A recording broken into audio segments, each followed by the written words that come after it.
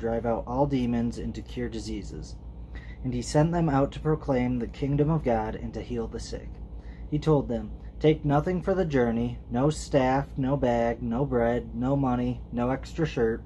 Whatever house you enter, stay there until you leave that town.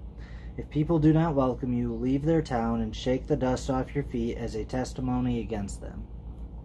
So they set out and went from village to village, proclaiming the good news and healing people everywhere.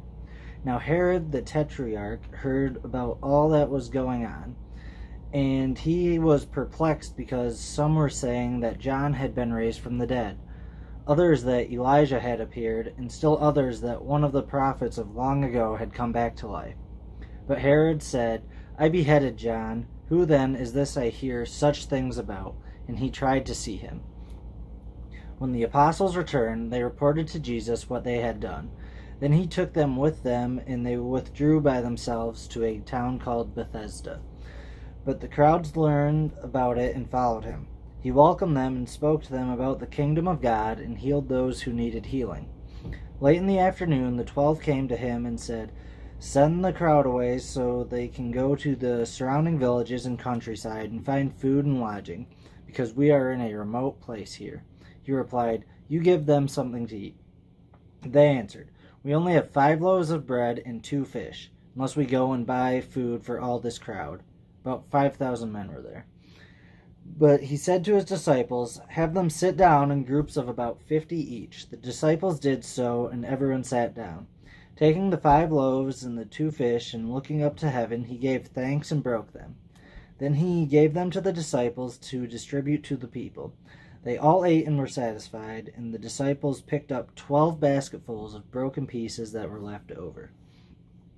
Once when Jesus was praying in private and his disciples were with him, he asked them, "Who do the crowd say I am?" They replied, "Some say John the Baptist, others say Elijah, and still others that one of the prophets of long ago has come back to life."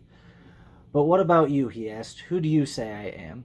Peter answered, "God's Messiah."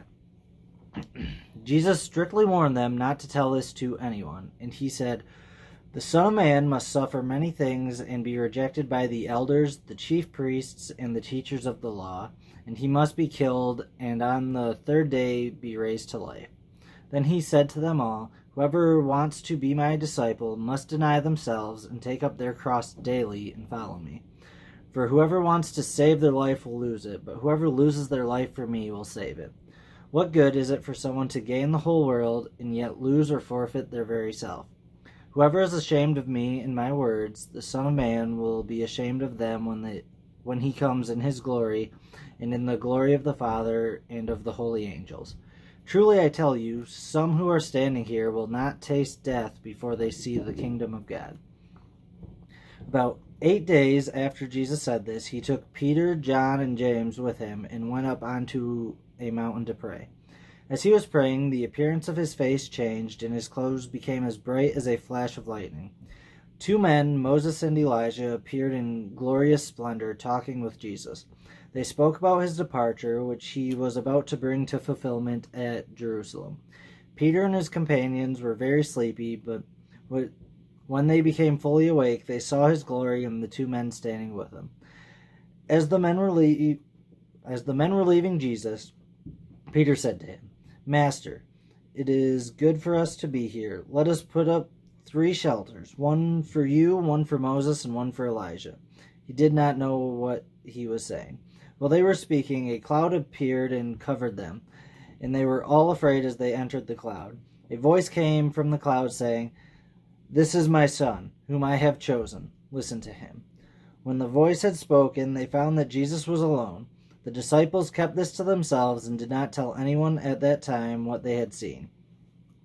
The next day, when they came down from the mountain, a large crowd met him. A man in the crowd called out, "Teacher, I beg you to look at my son, for he is my only child. A spirit seizes him, and he suddenly screams. It throws him into convulsions so that he foams at the mouth. It scarcely ever leaves him and is destroying him. I begged your disciples to drive it out, but they could not." "You unbelieving and perverse generation," Jesus replied, "how long shall I stay with you and put up with you? Bring your son here."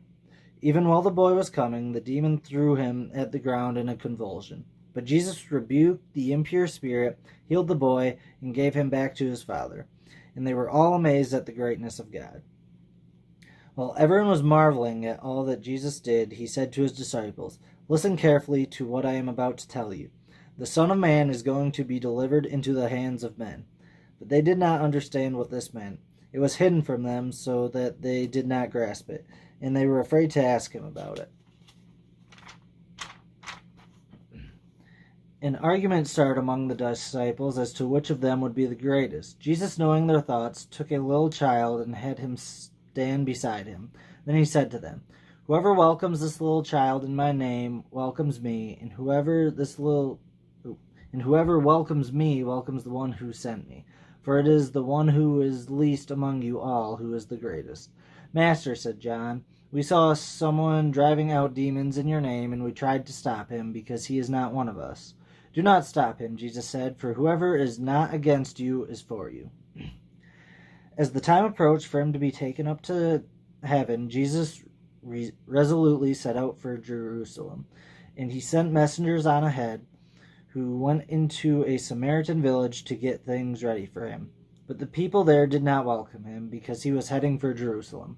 When the disciples James and John saw this, they asked, "Lord, do you want us to call fire down from heaven to destroy them?" But Jesus turned and rebuked them.